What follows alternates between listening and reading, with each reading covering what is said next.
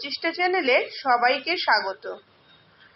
একটানা বৃষ্টি পড়ছে, সেই জন্যে বর্ষা বাগানে কি কি সবজি ফুল ফল ফলছে সেগুলো আবারও আপনাদের সঙ্গে শেয়ার করতে আসলাম। এখানে বেগুন গাছগুলোতে খুব সুন্দর বেগুন ফলছে, কিন্তু এই সময় খুব বেশি গাছে খাবার দেওয়া যাচ্ছে না, কারণ এত বৃষ্টিতে গাছে তো কোনো লিকুইড খাবার দেওয়াই যাবে না। একটু যে কীটনাশক স্প্রে করব তাও হচ্ছে না, কারণ টানা বৃষ্টি হচ্ছে। তো যা হয় বেগুন, কিন্তু তার এই বর্ষার আগে আগে আমি কিন্তু কীটনাশক একটু স্প্রে করেছিলাম। আর মাটি ভিজে থাকলে এখন গাছে সেইভাবে কোনো খাবার না দেওয়াই ভালো।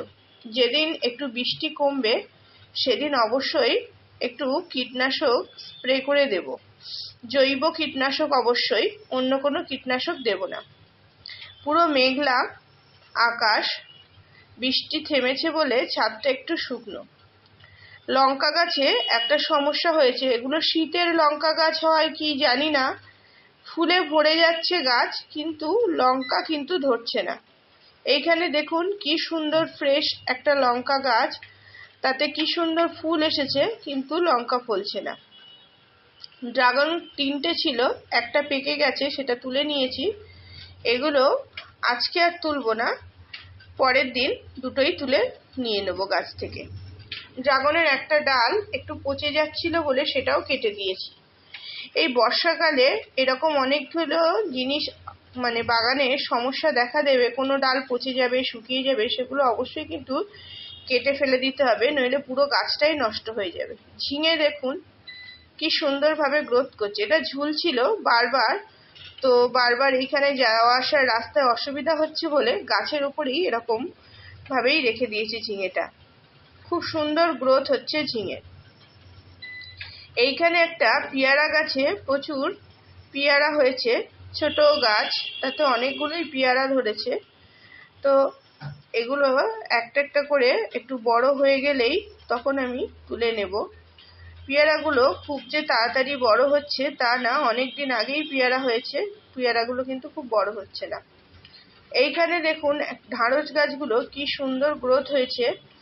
একটা বেডের মধ্যেই অনেকগুলো গাছ লাগানো আছে, তলার পাতাগুলো ছিঁড়ে পরিষ্কার করে দিয়েছি এবং গাছগুলো বৃষ্টির জল পেয়ে খুব সুন্দর গ্রোথ হয়েছে। আর ছাদ বাগানে খুব বেশি পরিমাণে যেটা ফলছে সেটা হচ্ছে বরবটি, কিন্তু দুঃখের বিষয় আমি গতকাল যে বরবটিগুলো হারভেস্ট করেছি সেই ভিডিওটা আপনাদের সঙ্গে শেয়ার করা হয়নি। এখনো দেখাচ্ছি কত বরবটি গাছে হয়েছে। এবারে আমার গাছে বরবটি আর ঝিঙে সব থেকে বেশি সুন্দর হয়েছে। আসলে আমরা মার্কেট থেকে বীজ কিনে নিয়ে আসি, এনে সেই বীজ থেকে চারা তৈরি করে বিভিন্ন ধরনের গাছ লাগাই ঠিকই, কিন্তু বীজের কোয়ালিটি ভালো না হলে সব সময় রেজাল্টটাও কিন্তু ভালো পাওয়া যায় না। সেই জন্য হতাশ না হয়ে আমাদের গাছ কিন্তু লাগিয়ে যেতে হবে এবং শিখতে হবে ধীরে ধীরে। এবং সব সময় যে আমরা জেনে শুনে ভালো বীজ নিয়ে আসতে পারবো তা না, অনেক সময় বীজ খারাপ থাকলে গাছ সেইভাবে ভালো হবে না। যেমন এবারে ঢাঁড়স গাছগুলোর ক্ষেত্রে আমার তাই হয়েছে।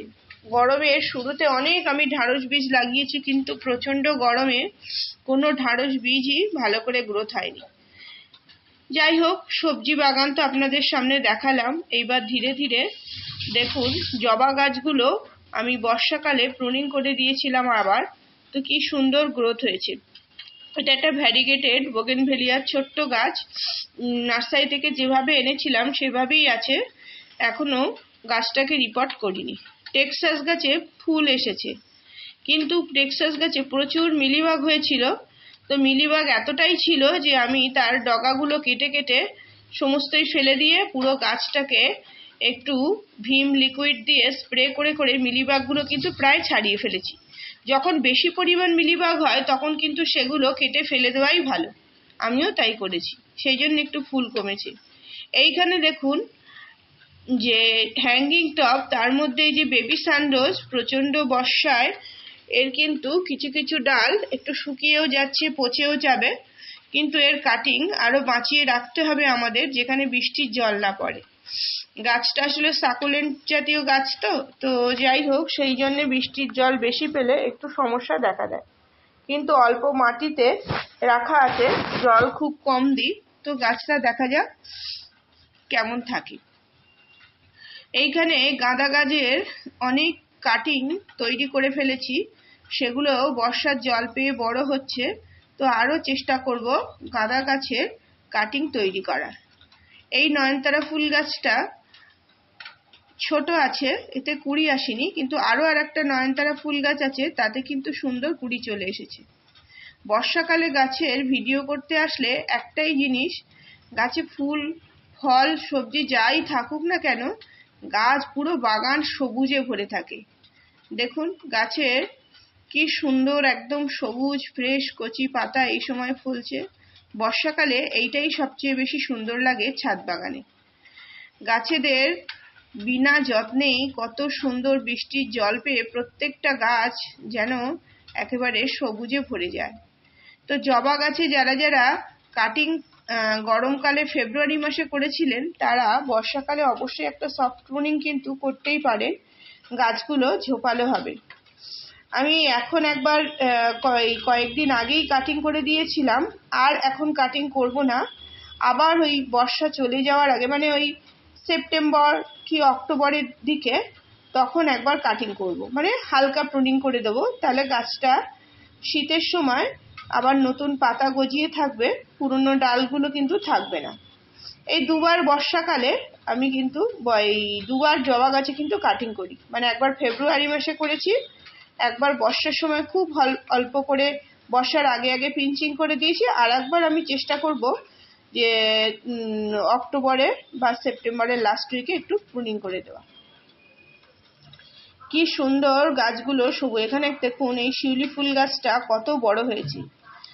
এটা একটা বেডে লাগানো আছে, এখানে দুটো তিনটে লতানো গাছ আছে, আর এই শিউলি ফুল গাছটাই আছে। এই শিউলি ফুল গাছটা থেকে অপেক্ষা করে আছি এবার কবে শিউলি ফুল পড়বে। মানে গাছটা খুব ছোট ছিল, কিন্তু বেডে লাগানোই খুব সুন্দর বড় হয়েছে, আর গাছটা আমি অনেকবার প্রুনিং করায় ঝোপালো হয়েছে। এইখানে দেখুন, এখানে একটা অ্যাডেনিয়াম আমার কিন্তু পচে গেছে। তো গাছ বর্ষাকালে যেমন অনেক ফুল হয় ফল হয়, সুন্দর সবুজ বাগান থাকে, অনেক সময় অনেক কিছু পচে নষ্ট হয়ে যায়, কিন্তু অধৈর্য হওয়ার দরকার নেই, সবকিছুই সবসময় সুন্দর থাকে না। তো যাই হোক, অ্যাডেনিয়ামে আবার নতুন করে কুড়ি আসছে, যেটা পচে গেছে সেইটা আবার দেখি কেটে ছেটে যদি বাঁচাতে পারি। সেটা আর আপনাদের সামনে দেখালাম না, কারণ এখন বৃষ্টি আসবে, মেঘ করেছে, এখন ওই কাজটা করতে পারবো না। টপ থেকে গাছটা তুলে রেখে দিয়েছি। দেখুন গোলাপ গাছগুলো কি সুন্দর গ্রোথ করছে বর্ষাকালে। এক্সট্রা কুড়িগুলো কিন্তু অবশ্যই কেটে দেবেন এই সময়ে।